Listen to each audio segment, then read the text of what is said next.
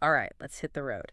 Have you ever stopped to think about what it feels like navigating an industry where everything just seems constantly in motion, Oh, yeah. where the big players are always shaking things up, the rules change, and, the future feels like it's coming at you 1,000 miles an hour? That's trucking right now, absolutely. It feels like it's undergoing some really intense And transformations. intense is the word. And it's more than just, feeling dizzy.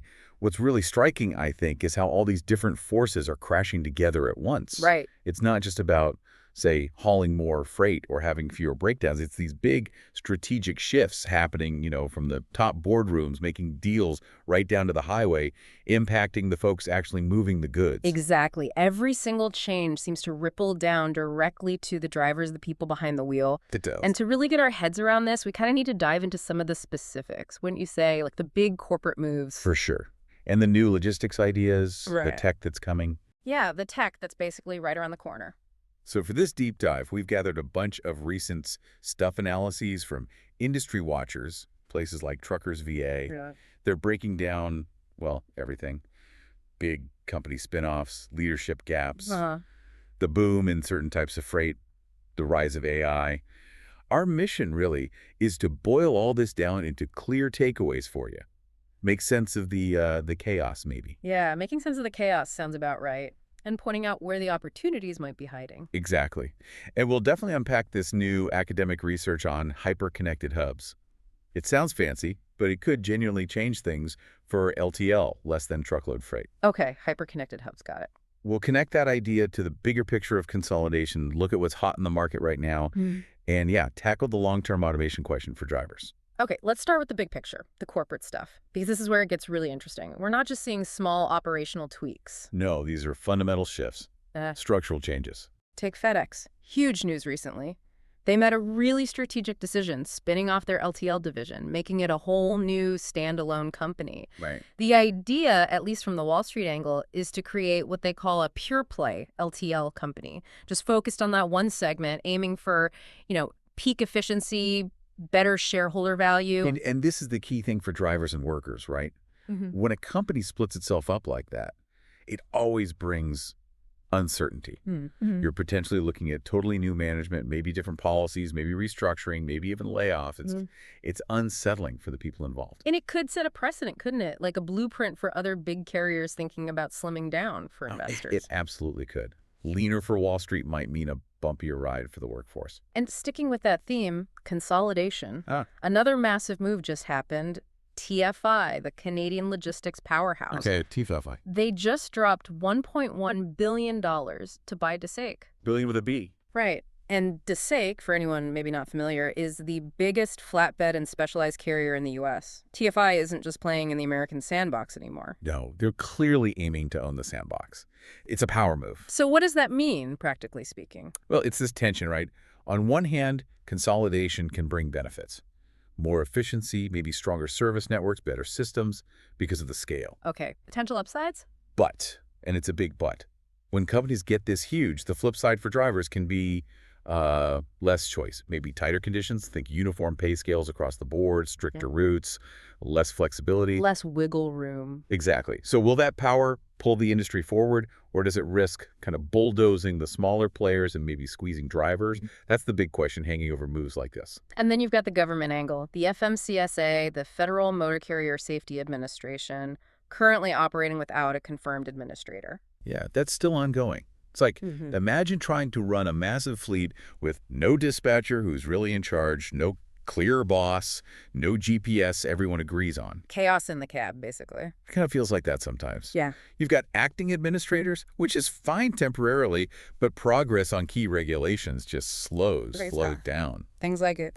Well, important stuff. Updates to ELD rules, the electronic logs, tweaks to hours of service, HOS rules, getting more transparency with brokers. All these things drivers and fleets care about. They get stalled. So no permanent leadership means? It means more confusion, basically. Fewer clear updates coming down the pipeline, and frankly, it erodes trust between the agency and the industry. Drivers and fleets need clarity. And speaking of trust, remember Yellow, The huge trucking company that collapsed so dramatically in 2023 took that big federal bailout. How could anyone forget? Well, now there are these whispers, talk of a resurrection, a rebirth, maybe a rebrand, some kind of fire sale of assets. The skepticism is palpable, though. You talk to drivers, and the first thing they ask is, do we trust them? Right, after that kind of implosion. Exactly. A comeback might be possible, but boy, it would only work if whoever tries it genuinely learns from all those past failures and really puts the people first this time. Otherwise, it's just another corporate ghost story, right? Yeah. And the industry's got enough of those already. Okay, so we've got these big corporate chess moves, regulatory uncertainty. What does all this mean for actually moving freight efficiently? Especially LTL, less than truckload. It's always seemed like a logistical puzzle. It is. Yeah. LTL, with all those smaller shipments crisscrossing terminal to terminal, it's complex. But there's this really interesting concept gaining traction now, backed by some solid research. Hyperconnected hubs. Hyperconnected hubs. Okay, break that down. What is it? So some researchers from a major logistics university, they've been running these complex mathematical models, basically crunching the numbers on LTL networks. And their big finding is that carriers who strategically set up and use these highly interconnected hubs, they can boost efficiency dramatically, like across the whole system. Yeah. Dramatically how? What kind of benefits are we talking? Tangible stuff. Faster delivery times, which everyone wants, significantly fewer wasted miles, huge for fuel costs and emissions, better use of trucks and trailers, lower maintenance costs. Wow. Okay. That sounds almost transformative. It kind of is.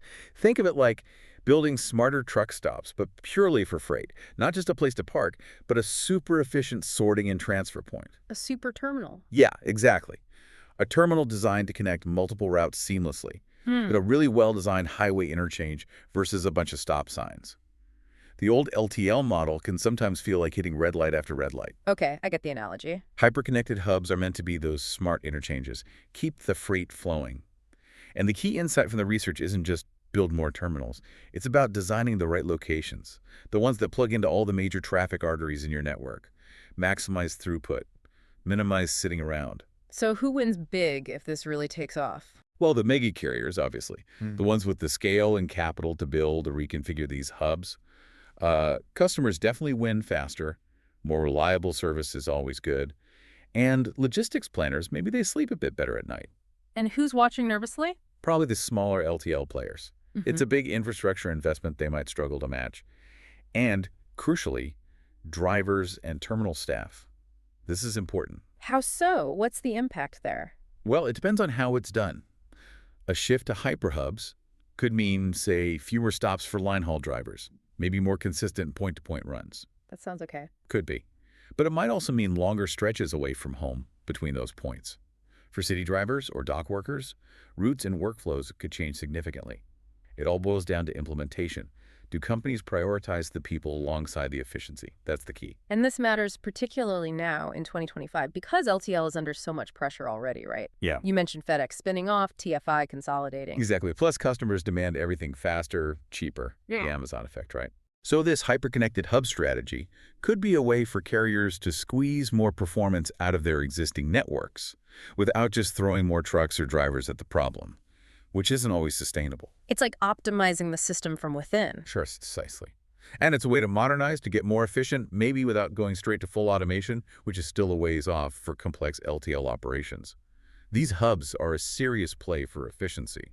But let's be real, it's not like flipping a switch. Oh, absolutely not. It ain't magic. Implementing this takes serious time, serious money. Huge amounts of capital. Yeah. And trial and error. Finding the right locations, dealing with real estate costs, especially near cities, it's a massive undertaking. And the people factor you mentioned. That's the biggest hurdle, potentially. Retraining staff, rerouting drivers, possibly relocating people. Change is hard. If companies don't handle this with respect, with transparency, it could backfire badly.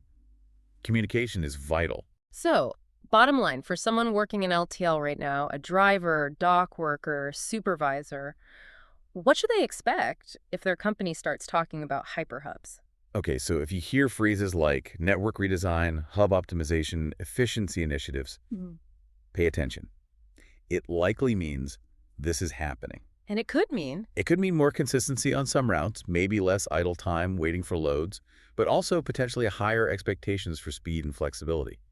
And maybe, just maybe, changes to how pay is structured depending on the new workflows. so keep your eyes and ears open. Definitely. If your terminal is buzzing about network changes, you're probably seeing this shift towards smarter, faster hubs in action. The carriers building these nimble networks are likely the ones who will lead the pack going forward. Okay, so optimizing the physical network is one thing, but then there's this other massive force looming, AI and automation. This feels like the elephant in the room for a lot of drivers. It really is. The question hangs heavy. Will I get replaced by a robot? And look, those concerns are real. They're valid. But the immediate picture is maybe a bit more complex than just robots taking over. How so? Well, autonomous trucks, they aren't science fiction anymore. They're not some 2040 dream. Companies like Kodiak, Aurora, Tesla, they are actively testing and planning deployments for the near future, like 2025. Okay, so it's happening. It's happening. And AI is already filtering into other areas too. Sophisticated routing software, dynamic scheduling that learns, even AI helping with recruiting drivers. Tech is definitely here. But it's not taking over tomorrow. Not completely, no. Yeah. Especially not for complex city driving or specialized loads. But what it's doing, undeniably, is shifting the entire playing field, changing the skills needed, changing the types of jobs available. And we saw a big indicator of this recently, didn't we? With Sterling Anderson. Yeah, that was a fascinating move. Sterling Anderson, co-founder of Aurora, one of the big autonomous trucking players. Ex-Tesla autopilot lead before that. Right, a major figure. He just jumped ship to General Motors to be their chief product officer. Why is that significant? Well, think about it. Why leave your own company, Aurora, right when they're supposedly on the cusp of commercial driverless operations in 2025? Good question. Internal friction. Could be. Or maybe a shift in vision at Aurora. Or maybe GM just made him an offer reflecting a huge strategic push on their part. Remember, GM already has crews doing robo-taxis. And BrightDrop with electric vans. Exactly. So bringing in a top autonomous trucking mind like Anderson, it strongly suggests GM is gearing up to launch its own major self-driving logistics play.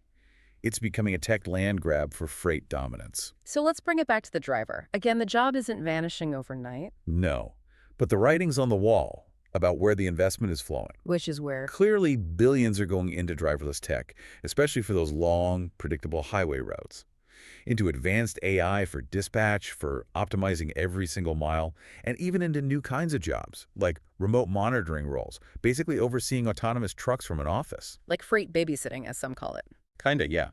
So this is a flashing red light. It's the signal that you absolutely need to start thinking about future-proofing your career now. So what does a smart driver do in 2025 facing this? Okay, practical steps.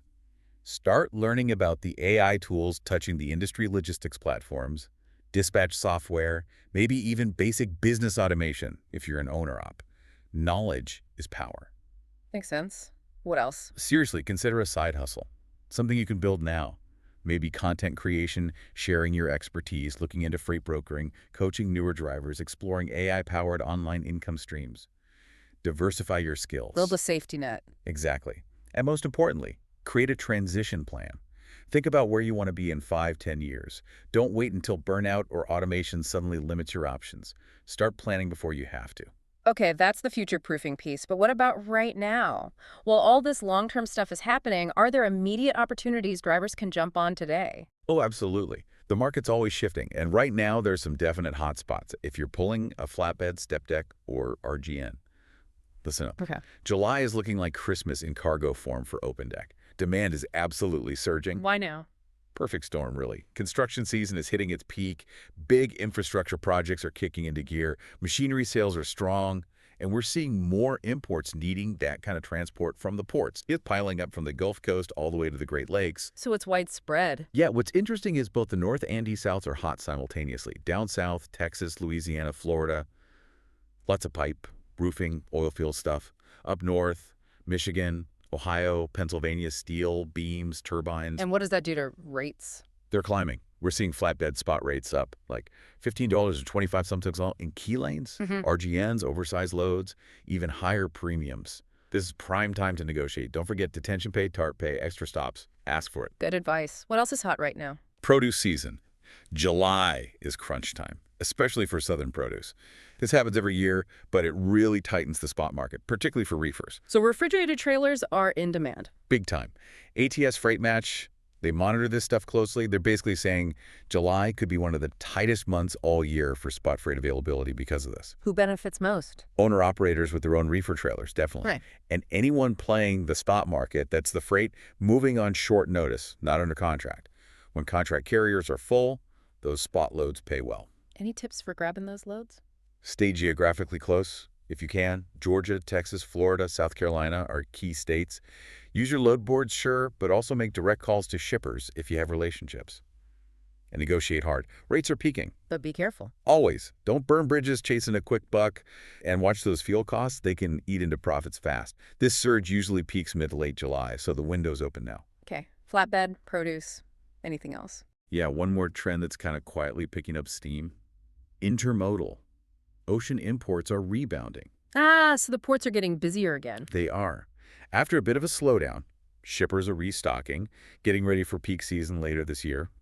Ports like Long Beach, Savannah, Charleston, Houston, New York, New Jersey, they're all seeing volumes tick back up compared to last year. And that means more work for truckers. You bet.